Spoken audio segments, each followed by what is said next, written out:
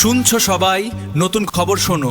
মন্ত্রীর কীর্তি এ যুগে এমনও, বগুড়ার জমি নাস্তার পৈতৃক ভিটা, নামেও থাকবে ছেলের নামটা আটা। সীমান্ত আমার, দিগন্ত আমার, ওই সুরে আজ গায়ের নাম হবে তার। জনগণ শুধু চেয়ে চেয়ে দেখে যায়, গণশুনানি সে তো কথার কথা ভাই। প্রতিবাদের ঝড় ওঠে সংবাদ মাধ্যমে, তবুও কি যায় কিছু ওদের কানে? আহা সীমান্ত আমার, দিগন্ত আমার, সবই যেন আজ শুধু তারই অহংকার। শুনছো সবাই, নতুন খবর শোনো। মন্ত্রীর কীর্তি এ যুগে এমনও, বগুড়ার জমি নাস্তার পৈতৃক ভিটা, নামেও থাকবে ছেলের নামটা আটা। সীমান্ত আমার, দিগন্ত আমার, ওই সুরে আজ গায়ের নাম হবে তার। জনগণ শুধু চেয়ে চেয়ে দেখে যায়, গণশুনানি সে তো কথার কথা ভাই। প্রতিবাদের ঝড় ওঠে সংবাদ মাধ্যমে, তবুও কি যায় কিছু ওদের কানে? আহা সীমান্ত আমার, দিগন্ত আমার, সবই যেন আজ শুধু তারই অহংকার।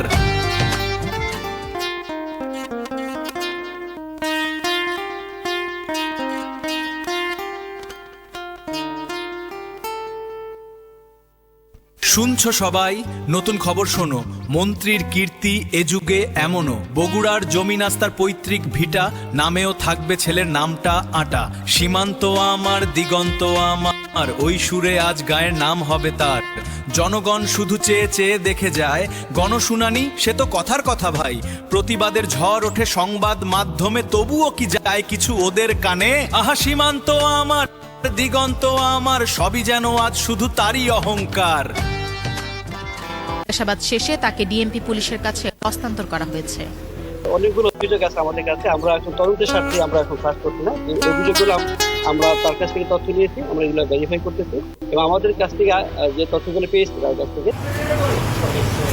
চাঁদাবাজির অভিযোগে নারায়ণগঞ্জ ৩ আসনে বিএনপির সংসদ সদস্য আজহারুল ইসলাম মান্নানের ছেলে জেলা যুব দলের সিনিয়র যুগ্ম আহ্বায়ক খায়রুল ইসলামকে আটক করেছে পুলিশ। ২১ জুন দুপুরে রাজধানী থেকে ঢাকা মহানগর গোয়েন্দা পুলিশের সহযোগিতায় তাকে হেফাজতে নেয় নারায়ণগঞ্জ জেলা পুলিশ। পরে তাকে বিকেল ৫টার দিকে নারায়ণগঞ্জ জেলা পুলিশ সুপারের কার্যালয়ে আনা হয়। রাতে খায়রুল ইসলামকে ঢাকা ডিএমপিতে নেওয়া হয়েছে। নাম প্রকাশে অনিচ্ছুক জেলা পুলিশের এক কর্মকর্তা বলেন, যুবদল নেতা খায়রুলের বিরুদ্ধে চাঁদাবাজি সহ বেশ কয়েকটি অভিযোগ পাওয়া গেছে। চাঁদাবাজির ঘটনায় জিজ্ঞাসাবাদের জন্য তাকে আটক করে আনা হয়েছে। জিজ্ঞাসাবাদ শেষে তাকে ডিএমপি পুলিশের কাছে হস্তান্তর করা হয়েছে। অনেকগুলো অভিযোগ আছে আমাদের কাছে, আমরা এখন তদন্তের স্বার্থে আমরা এখন কাজ করছি না। এই অভিযোগগুলো আমরা তার কাছ থেকে তথ্য নিয়েছি, আমরা এগুলো ভেরিফাই করতেছি এবং আমাদের কাছ থেকে যে তথ্যগুলো পেয়েছি তার কাছ থেকে সেগুলো আরো জাস্টিফাই করা হচ্ছে এবং আমাদের ডিএমপি ডিবি কাজে নেওয়া হবে। এই তথ্যগুলোর ভিত্তিতে আরো অধিক তদন্ত তথ্য পাওয়া যায় কিনা সেই কারণে তাকে নেওয়া। অভিযোগ আসলে অনেকেই অভিযোগ উল্লেখ করেছে, স্পেসিফিক আমি কারো নাম বলবো না। আমরা হাসি মুখে হাত করা, বাপের কারেন্ট দাপটে প্রিজন ভ্যানেও সেলফি পোজ।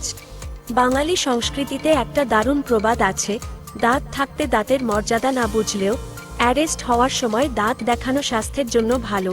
সম্প্রতি প্রথম আলোর এক প্রতিবেদনে জানা গেল, নারায়ণগঞ্জ ৩ আসনের বিএনপির বর্তমান শীর্ষ পাওয়ার হাউস আজহারুল ইসলাম মান্নানের সুযোগ্য পুত্র খায়রুল ইসলামকে যখন আইন শৃঙ্খলা রক্ষাকারী বাহিনী আটক করছিল, তখন তার মুখে ছিল এক চিলতে অমলিন ঝকঝকে আন্তর্জাতিক হাসি। সাধারণত মানুষ আটক হলে মুখ ঢাকে, কান্নাকাটি করে কিংবা অন্ততপক্ষে একটা ভিকটিম কার্ড খেলার জন্য গম্ভীর ভাব ধারণ করে। কিন্তু খায়রুল ভাই প্রমাণ করে দিলেন, বাপের দাপট যদি থাকে একদম বর্তমান আর তুঙ্গে, তবে পুলিশের গাড়িকেও লাক্সারিয়াস ট্যুরিস্ট বাস মনে হতে বাধ্য।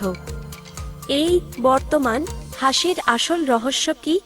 সোনারগাঁওয়ের রাজনীতিতে যারা বর্তমানে লাইমলাইটে আছেন, তাদের আটক করা আর সাধারণ কোনো আসামিকে ধরার মধ্যে যে আকাশ পাতাল তফাতে, তা খায়রুল ইসলামের এই রহস্যময় হাসির ৩টি গভীর বৈজ্ঞানিক কারণ বিশ্লেষণ করলেই বোঝা যায়। বাপের একটা ফোনই যথেষ্ট।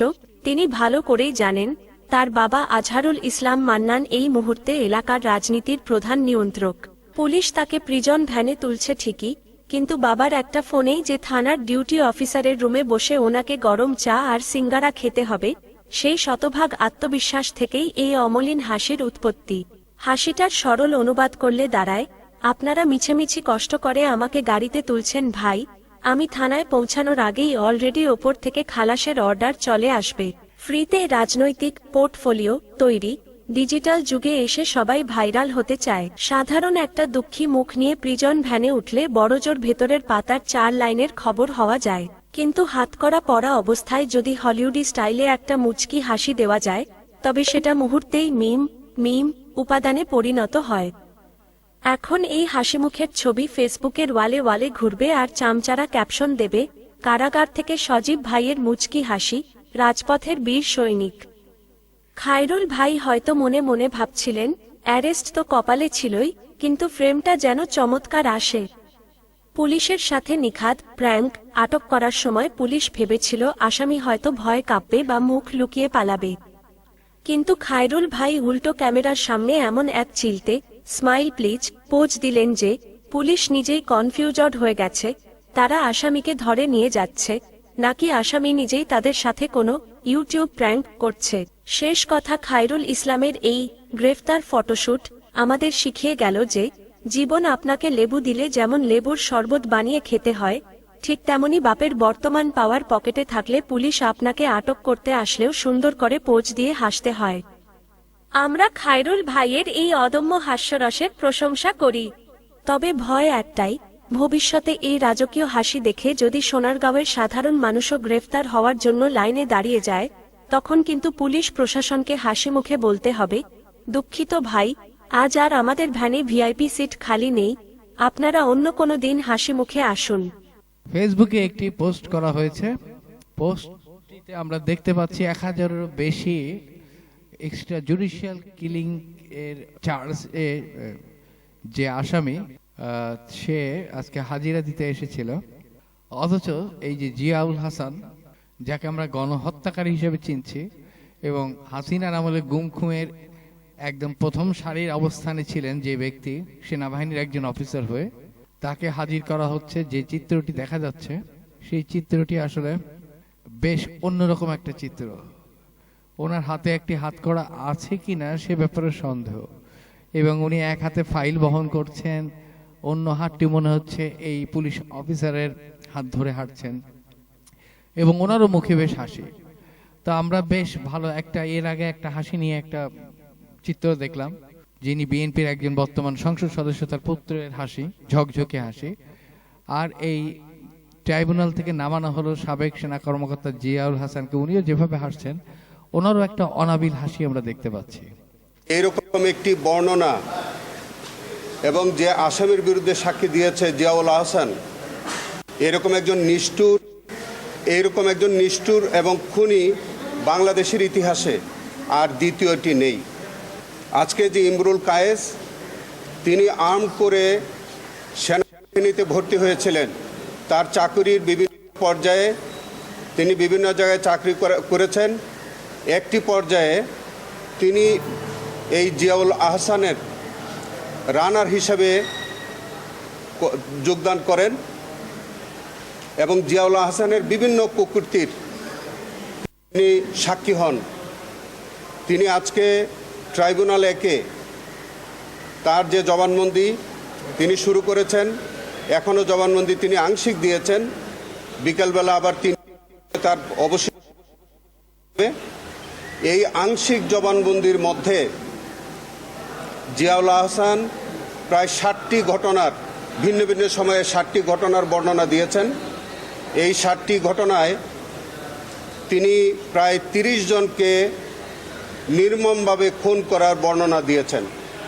তিনি বর্ণনা দিয়েছেন যে একসঙ্গে 11 জনকে হত্যা করা হয়েছে, একসঙ্গে 7 থেকে 8 জনকে হত্যা করা হয়েছে, কখনো একজন করে হত্যা করা হয়েছে, কখনো সিমেন্টের বস্তাভর্তি সিমেন্টে বেঁধে গুলি করে নদীতে ফেলে দেওয়ার ঘটনা তিনি বর্ণনা করেছেন। আজকে সবচেয়ে নির্মম এবং যেটি সবচেয়ে আলোচিত যে ঘটনা, জনাব ইলিয়াস আলীর অপহরণের ঘটনা আপনারা জানেন। এই সাক্ষী থেকে আমাদের ইলিয়াস আলীকে অপহরণ এবং তাকে যে অন্তর্ধান করবার যে বর্ণনা, সেটাও এই সাক্ষীর মুখ থেকে আংশিক বেরিয়ে এসছে। তিনি বলেছেন যে একবার জিয়াউল হাসানের নেতৃত্বে তিনি মহাখালী ব্রিজের কাছে যান সেখানে তিনি কথোপকথন করেন। তারেক সিদ্দিকীর সাথে কথোপকথনের এক পর্যায়ে তিনি বলেছিলেন যে আপনাদের কথা মতো ইলিয়াস আলীকে গল্ফ করেছি, আপনাদের কথা মতো গল্ফ করেছি, এখন এর বেশি আমি আর কি করব। আপনারা যদি এরকম করে আমাকে চাপ দেন তাহলে আমাকে বরঞ্চ পোস্টিং দিয়ে জঙ্গলে পাঠিয়ে দেন। তারপরে আজকে সাক্ষী বলেছে তিনি এই ঘটনার পরে তিনি ছুটিতে যান। ছুটি থেকে আসার পরে তিনি যখন র্যাব হেডকোয়ার্টারে জয়েন করেন তখন দেখলেন যে র্যাব হেডকোয়ার্টারের অবস্থা থমথমে।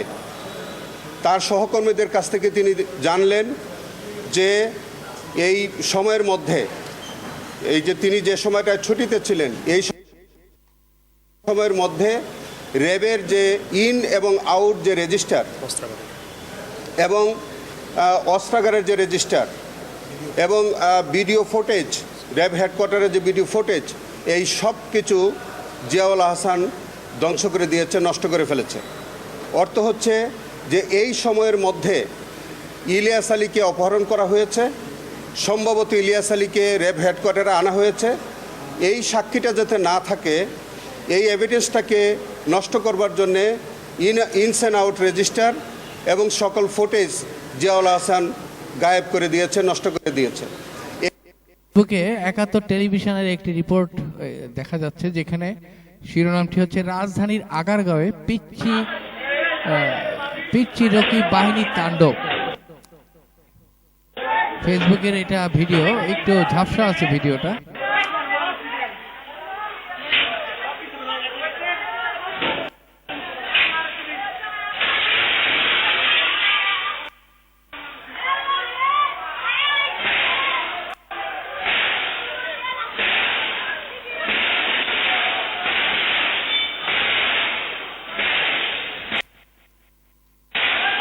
সম্ভবত এগুলো গুলির শব্দ।